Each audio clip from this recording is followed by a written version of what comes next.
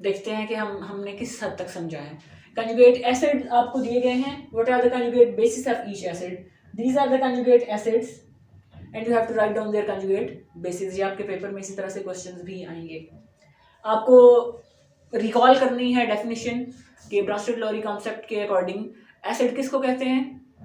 A substance which donates a proton is called acid. और अगर ये एसिड्स हैं, इन्होंने एक प्रोटॉन डोनेट करके कंजुगेट बेस बनाना है, तो इसका मतलब ये है कि इनमें से एक प्रोटॉन निकलेगा।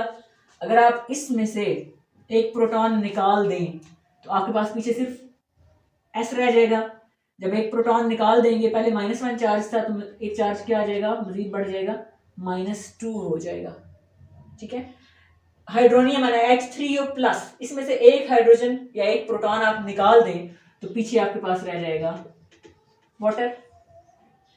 H2PO4, एक प्रोटॉन इसमें से निकाल दें, आपके पास रह जाएगा HPO4, ये एक माइनस था फिर -2 हो जाएगा। इस पर चार्ज इसलिए खत्म हुआ, जब इसमें से एक प्रोटॉन निकाला तो एक -1 चार्ज आना चाहिए था, वो -1 और ये +1 कैंसिल हो जाएंगे और वाटर रह जाएगा। HSO4, इसमें से एक प्रोटॉन निकालेंगे तो पीछे SO4, एक माइनस चार्ज बढ़ेगा, पहले -1 था तो फिर -2 हो गया। एक याद रखें, अगर ये -1 लिखा हुआ है, इसको अगर मैं सिंपली ऐसे भी रखूं तो भी इसका यही मतलब है कि -1 है। सो माइनस को सिर्फ माइनस लिखा है तो -1 है, अगर -1 भी लिखें तो भी सेम मतलब है। HF हाइड्रोजन फ्लोराइड, इसमें से एक प्रोटॉन निकाल दें, फ्लोराइड -1। एसिटिक एसिड, इसमें से एक हाइड्रोजन निकाल दें, एक प्रोटॉन निकाल दें, तो आपके पास कंजुगेट बेस क्या बनेगा, CH3COO-1। ये एक आपके पास कॉम्प्लेक्स कंपाउंड की एग्जांपल है।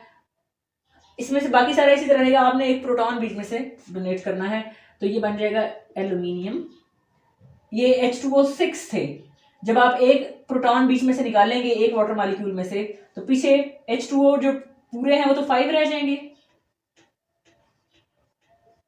ऐसे, लेकिन जो 6th H2O था उसमें से एक प्रोटॉन आपने निकाला तो पीछे OH बचेगा।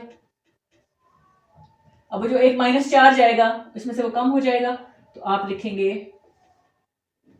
2+, 3+ की बजाय 2+ आ जाएगा क्योंकि एक माइनस चार्ज बढ़ेगा। सो जब भी आपको कोई एसिड दिया जाए और आपसे कहा जाए कि आप इनकी कंजुगेट बेसिस लिखें, तो आप उसमें से एक प्रोटॉन को डोनेट करते जाएंगे और जो रिजल्टिंग सब्सटेंस बनेगा वो आपके पास बेस बनेगा। और अगर आपको ये कॉन्सेप्ट क्लियर हो गया है तो जो कि इंशाल्लाह हो गया होगा, तो आपको रट्टा लगाने की जरूरत नहीं है, आपको डेफिनेशन खुद ब खुद आ जाएगी। आप देखें, ये कंजुगेट बेस है। अगर आपके पेपर में क्वेश्चन आता है what is the conjugate base, तो आप अपने ज़हन में लाएं कि ये अगर इसमें से प्रोटॉन एसिड में से निकला है और उसके बाद रिजल्टिंग सब्सटेंस को हमने कंजुगेट बेस कहा है, तो इसकी डेफिनेशन क्या बनेगी, a substance which is formed by donating a proton from N acid. जब एक एसिड में से एक प्रोटॉन निकल जाता है तो रिजल्टिंग स्पीशी को हम कंजुगेट बेस कहते हैं। इसी तरह से क्वेश्चंस आपके पास आ सकते हैं कि what are conjugate acids of each. पहले हमने डिस्कस किया कि आपको अगर कोई एसिड दे दिया गया है और आपसे कहा गया है कि इसके कंजुगेट बेसिस लिखें, इसी तरह से आपको कोई बेस दिया जा सकता है and you are asked to write down its conjugate acid. Again आपको डेफिनेशन रिकॉल करनी है कि कंजुगेट एसिड की डेफिनेशन क्या है। एक बेस जब एक प्रोटॉन को एक्सेप्ट करता है तो जो रिजल्टिंग स्पीशी बनती है उसको हम कंजुगेट एसिड कहते हैं। So a conjugate acid is a substance which is formed by accepting a proton by a base। जब एक बेस एक प्रोटॉन को एक्सेप्ट करती है तो कंजुगेट एसिड बनता है। अब आप देखें, ये सारी की सारी आपके सामने बेसिस दी गई हैं, आपने इनके कंजुगेट एसिड्स लिखने हैं। बेस की डेफिनेशन आपको याद होनी चाहिए अकॉर्डिंग टू ब्रांस्टेड-लॉरी कॉन्सेप्ट कि उसने प्रोटॉन को एक्सेप्ट करना है।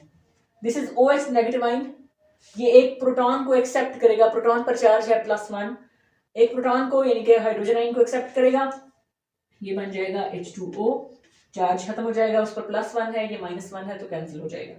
HCO3-, this is bicarbonate ion, ये एक प्रोटॉन को एक्सेप्ट करेगा तो हमारे पास हो जाएंगी H2CO3, 2 हाइड्रोजन हो जाएंगी, और चूंकि जो प्रोटॉन आएगा उस पर +1 चार्ज है तो ये -1 है, ये कैंसिल हो जाएंगे तो कार्बोनिक एसिड बन जाएगा। This is conjugate acid.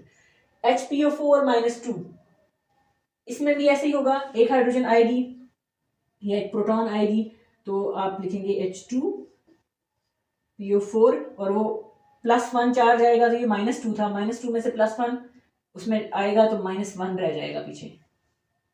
Hopefully got it.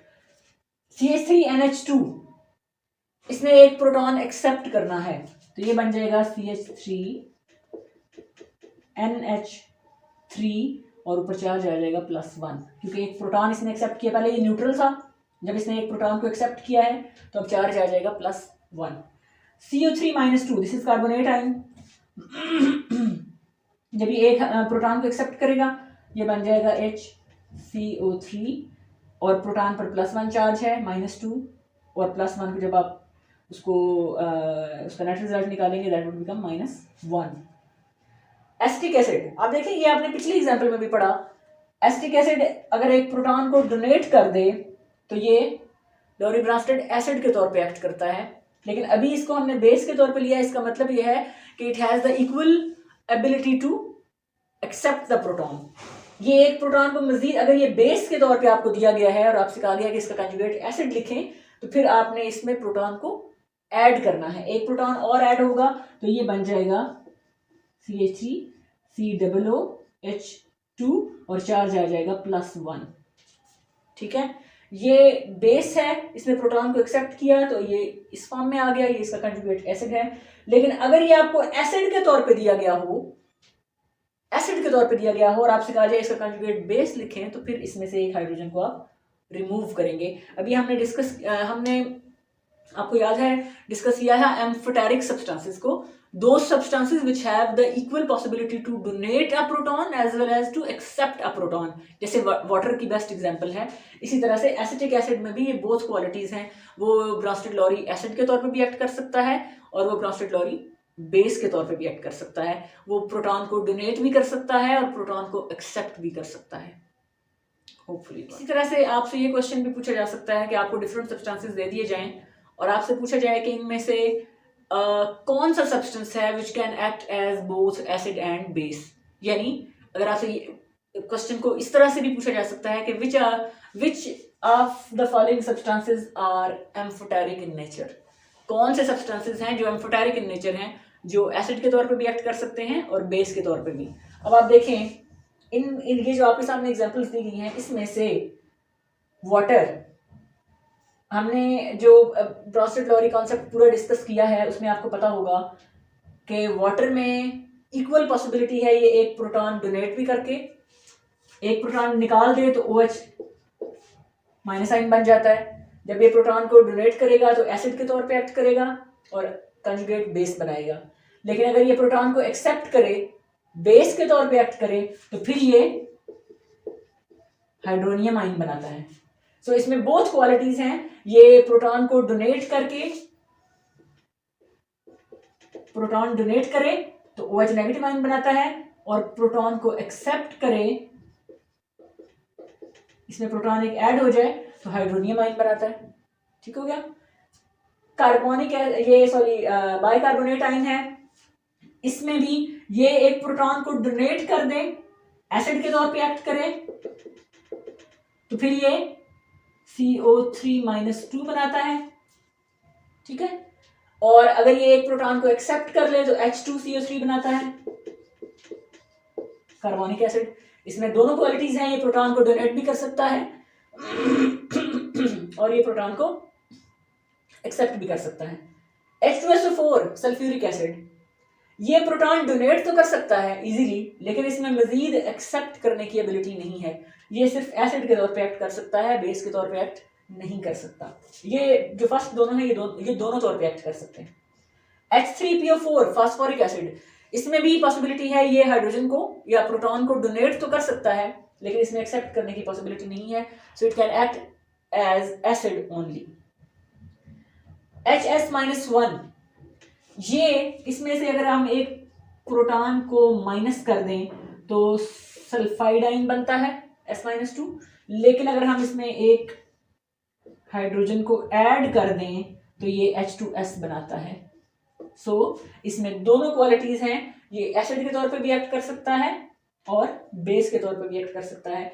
और एसिडिक एसिड, इसको हमने भी डिस्कस किया था, इसमें से एक हाइड्रोजन रिमूव कर दें तो ये एसिड के तौर पे एक्ट करता है, यानी एक प्रोटॉन दे देता है तो एसीटेट आयन बन जाता है। और अगर ये एक प्रोटॉन को एक्सेप्ट करे तो भी इसमें एबिलिटी है, ये प्रोटॉन को एक्सेप्ट कर सकता है। सो ये और ये चार ऐसे हैं जिनमें ये एबिलिटी है कि एम्फोटेरिक सब्सटेंसेस के तौर पे एक्ट कर सकते हैं।